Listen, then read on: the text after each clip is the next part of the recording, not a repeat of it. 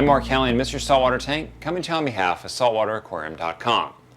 Once you've mastered soft corals, or you're impatient and you decide that you want some hard corals, it's time to put some hard corals into your reef. Now, if you ask reefers what they think about hard corals, you could hear responses like, "Forget that, those things don't even move," or "Tried it once, it didn't go well."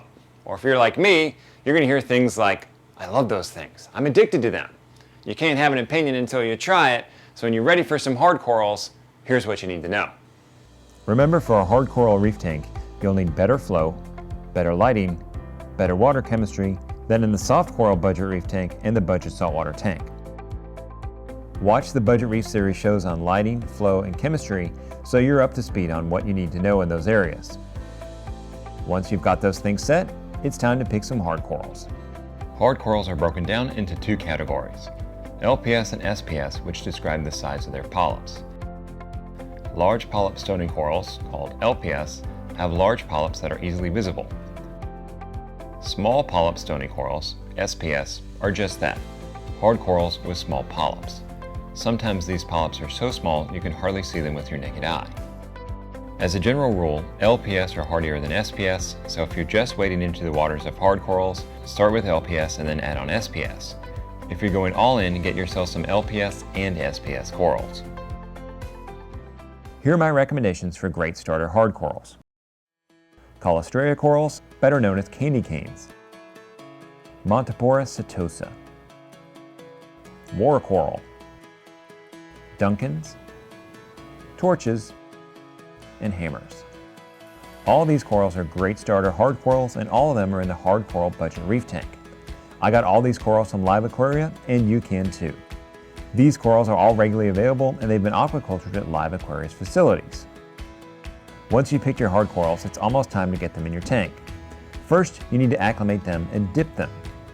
Acclimating your hard corals is easily done by floating the closed bag in your tank for 15 minutes, removing the coral from the bag and placing it in a small container with the water that was in the bag with the coral.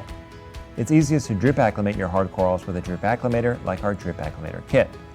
Aim for a couple drips a second out of the acclimator and then set your timer for 15 minutes. Next, inspect for pests.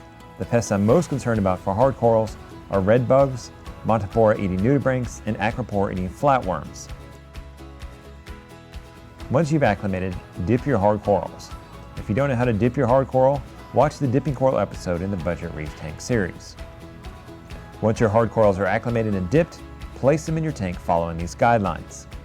LPS corals, like candy canes, need decent flow, but not heavy enough flow that they're getting beaten out. SPS like the most flow and the most light. Near the top of your rockwork is very likely the best place for these corals. Curious about how to place your corals in your rockwork such that they don't fall off?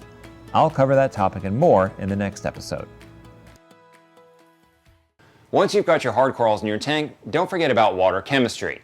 You want to keep your nutrients low, and as your hard corals grow, they're going to use up alkalinity, calcium, magnesium. When those alkalinity, calcium, and magnesium levels drop, you're going to want to do a 25% or better water change to bring them back in line. Now in time, your corals are going to get so big and they're going to use so much of alkalinity, calcium, magnesium that you're going to need to supplement, but you don't need to worry about that just yet. For now, water changes will get the job done, and when it's come times to supplement, that means you're doing a great job. That means your corals are growing really well. We'll cross that bridge when we get there.